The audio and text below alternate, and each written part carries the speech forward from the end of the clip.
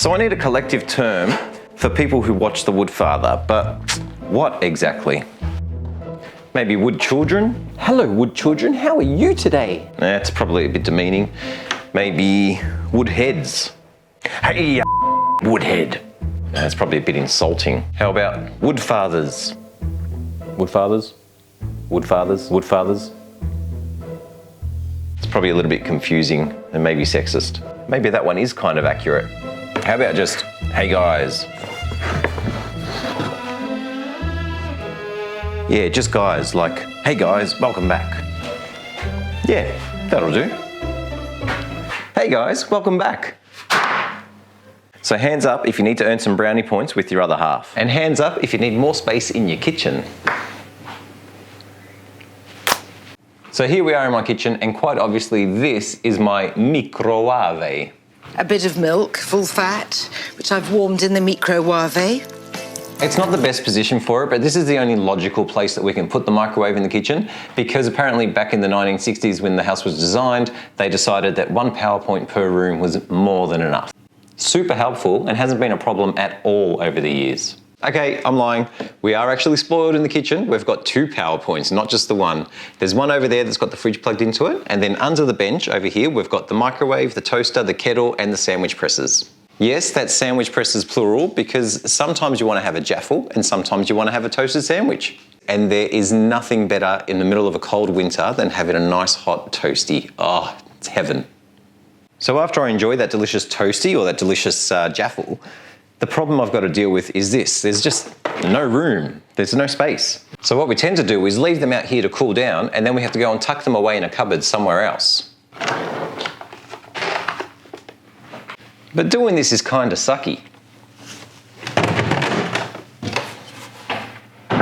Kind of real sucky, so we're going to fix it up today. I'm planning on making a super simple shelf which is going to sit on top of the kitchen bench. The microwave will be raised up and sit on top, but there'll be enough room underneath for the sandwich presses to be tucked away. I reckon there's about 1 million different ways you could do the joinery for this sort of build, so all I'm going to go with is some hardwood sides and back with some rabbited edges, and then I'm going to have a nice piece of strong plywood which is going to sit inside those rabbets.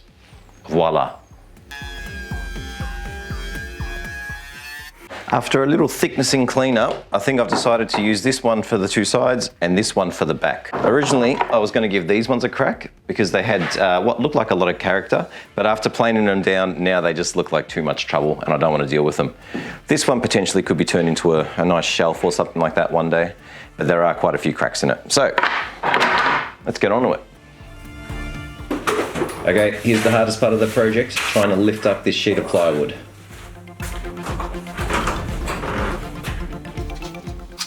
I must admit, it's a trivial project to make though. You cut a piece of plywood into a rectangle, and then you cut a couple of bits of hardwood around the edges. Nice and easy.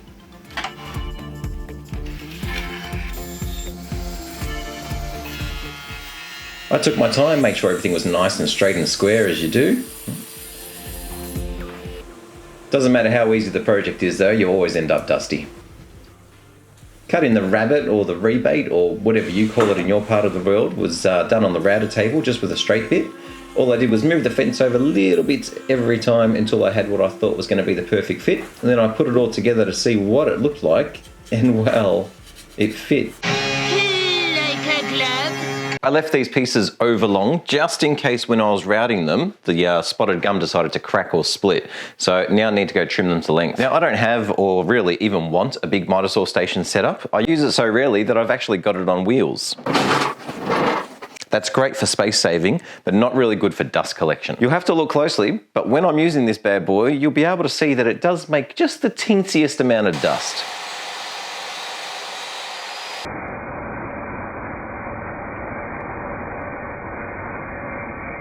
So the question is, what do I do now? Do I go and build a big temple to the miter station so that I can get a lot more functionality out of it? Or do I build some sort of dust shroud on top of the portable one, which will reduce its portability? I don't know. If you've got any good ideas for me, leave them down below. While you're thinking up a good idea for me, I'm going to trim these ones down to size.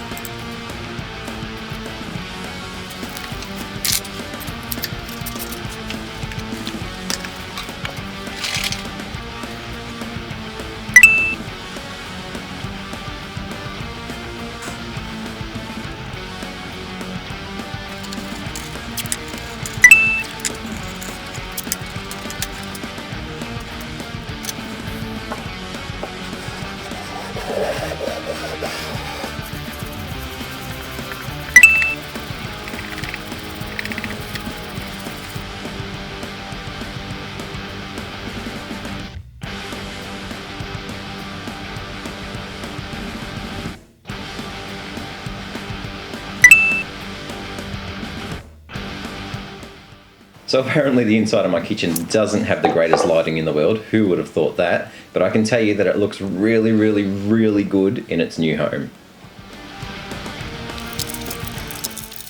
It only took a couple of minutes to set it all up, and now the kitchen is bigger, brighter, and more useful.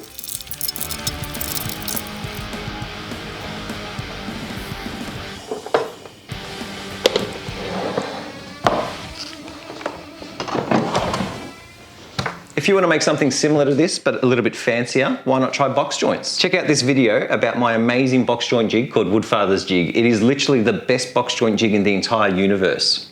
I checked.